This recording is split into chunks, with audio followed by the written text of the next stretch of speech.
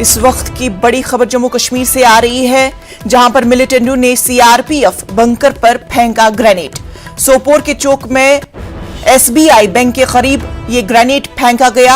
अब्दुल रशीद डार और गुलाम मोहम्मद लोन नामी दो शहरी मामूली तौर पर जख्मी हुए हैं। आपको ये खबर जम्मू कश्मीर के सोपोर से बता रहे हैं कि जहां पर मिलिटेंटों ने सीआरपीएफ बैंकर पर ग्रेनेड फेंका है और इस ग्रेनेड हमले में अब्दुल रशीद और गुलाम मोहम्मद लोन नामी शहरी मामूली तौर पर जख्मी बताए जा रहे हैं।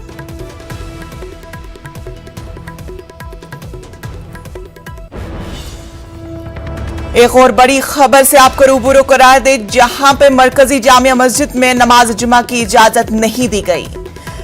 दरगाह हजरत बल और खानकाए मौला में नमाज की इजाजत नहीं दी गई। श्रीनगर के जामा मस्जिद में नमाज जुमा की इजाजत नहीं दी गई और इसके अलावा दरगाह हजरत बल और खानकाए मौला में भी नमाज की इजाजत नहीं दी गई।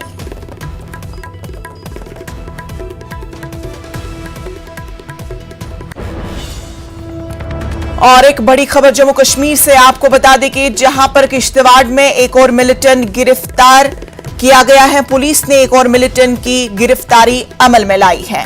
आपको बता दें यह खबर किश्तवाड़ से आ रही है, जहां पे सिक्योरिटी फोर्सेस ने एक और मिलिटेंट को गिरफ्तार कर लिया है और यह गिरफ्तारी पुलिस ने अंजाम दी है।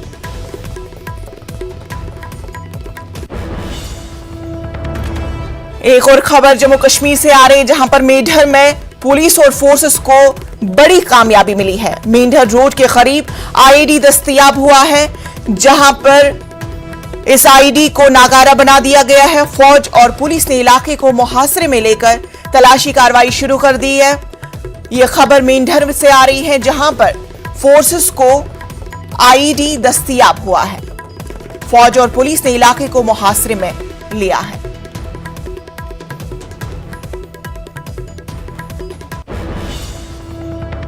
गुजरात के सरमायाकारी से मुतालिक इजलास